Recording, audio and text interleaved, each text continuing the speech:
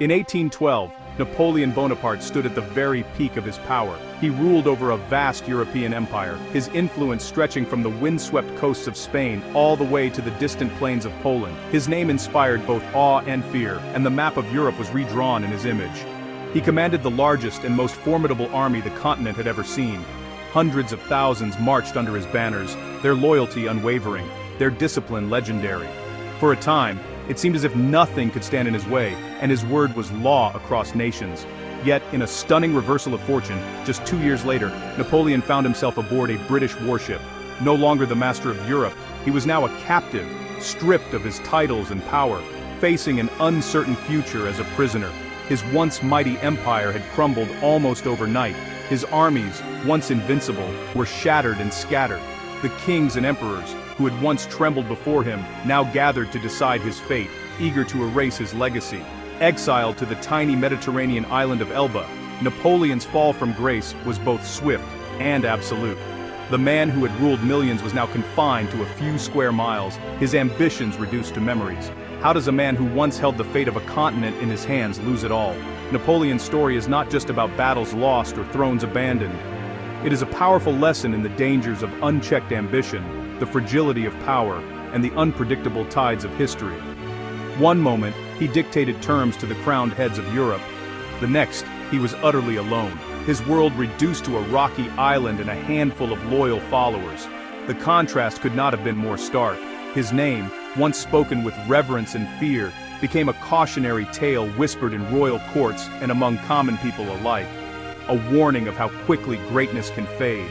The legend was unmade, and an empire built on genius, ambition, and relentless conquest vanished like smoke in the morning air, leaving only echoes of what once was.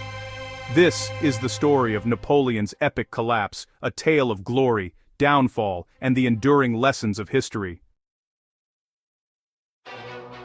2 centuries after his death, Napoleon's name still resonates. His life is more than military history. It's a study of ambition, power, and the human drive to reshape the world. He introduced the Napoleonic Code, reorganized governments, and set the stage for modern Europe. Napoleon mastered propaganda and power, but his story also reveals their limits. He awakened nationalism, a force he couldn't control. His journey from obscurity to emperor, then to exile, is legendary. We're drawn to the drama. A boy from Corsica, who commanded millions. A conqueror who lost everything. His rise and fall remind us that history is shaped by extraordinary individuals with deep flaws. Napoleon's story fascinates because it's a timeless lesson in greatness, pride, and the cost of ambition. His legacy endures in the world he helped create. Napoleon Bonaparte was born in 1769 on the rugged island of Corsica, a place of natural beauty and political tension. He was a minor noble, but his ambitions were anything but minor. From a young age, he dreamed of greatness and power. Sent to a prestigious military school in France, Napoleon was an outsider due to his Corsican roots. Yet, his brilliance and relentless drive set him apart. He excelled in his studies, mastering the art of war and strategy. The French Revolution was a turning point for him. In a time when talent began to matter more than noble birth, Napoleon seized the opportunity to rise through the ranks. The chaos of revolution was his ladder to success. As a young officer, he demonstrated his military genius at the Siege of Toulon. His strategic brilliance earned him rapid promotion, and he quickly became a rising star in the French military. His victories in the Italian campaign made him a national hero. His soldiers adored him, and he ensured that his name echoed through the streets of Paris. He was not just a military leader, he was a symbol of hope and change. Even the failed Egyptian campaign couldn't tarnish his reputation. Despite setbacks, he returned to France with his image as a brilliant leader intact, ready for the next chapter of his life. In 1799, he orchestrated a coup, seizing power and ending the revolution. This marked the beginning of the Napoleonic era, a time of reform and transformation for France. As ruler, Napoleon reformed the government, stabilized the chaotic finances, and established the Bank of France. His vision was to create a strong, centralized state. He also brought the Catholic Church back under state control, signing the Concordat. Additionally, he established new schools, laying the foundation for a modern education system. In 1804, in a grand ceremony at Notre Dame, he crowned himself emperor. The boy from Corsica had risen to rule over Europe, a testament to his ambition and determination. Napoleon built his throne through sheer willpower and strategic brilliance, not through inheritance or privilege. His rise was a testament to his relentless ambition. His meteoric rise was a testament to his ambition and genius, capturing the imagination of Europe and beyond. He was a leader like no other, reshaping the continent with his vision. Yet even as he reached the pinnacle of power, the seeds of his downfall were already sown. His relentless ambition would eventually lead to his undoing, as the tides of fortune began to turn against him. Napoleon's victories seemed unstoppable, until cracks appeared. In Spain, guerrilla warfare drained his resources. In Russia, defiance proved fatal. In 1812, Tsar Alexander defied Napoleon's blockade against Britain. Napoleon invaded Russia with over 600,000 men, expecting a quick victory.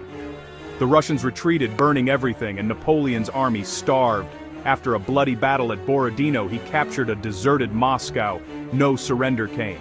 The brutal Russian winter struck, men and horses froze, and the retreat became a nightmare. Fewer than 100,000 of his army survived. The myth of Napoleon's invincibility was shattered. Sensing weakness, Europe's nations united against him. The end of his empire was now in sight. Napoleon's greatest gamble had become his undoing.